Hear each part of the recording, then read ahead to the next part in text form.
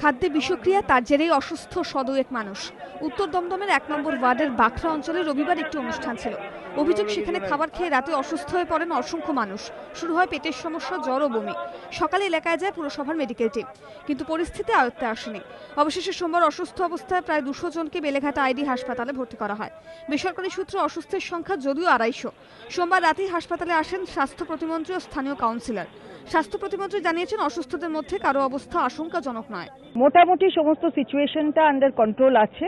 একটি বাচ্চার একটু ডিহাইড্রেশন বেশি, আর একজন মহিলারও একটু বেশি, মানে একটি মেয়ের, মহিলাও বলা চলে না তাকে, একটি মেয়ে, তার একটু ওই ডিহাইড্রেশন বেশি। তাছাড়া ৪-৫ জন পুরুষ ওই ধরনেরই একটু ডিহাইড্রেশন বেশি। এখানে কোনো ক্যাজুয়ালিটি হবে এরকম হবে না বলে আমাদের নিশ্চিত বিশ্বাস।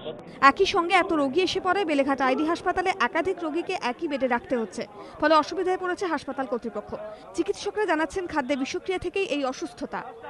এখন সিরিয়াস কেউ খুব কিছু নেই, আমরা মোটামুটি কন্ট্রোল করে ফেলেছি। ফুড পয়জনিং এর যা হয় বমি পায়খানা।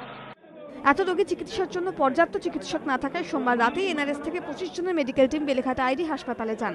কোনো রকম অসন্তোষ এড়াতে হাসপাতাল চত্বরে মোতায়েন করা হয়েছে প্রচুর পুলিশ।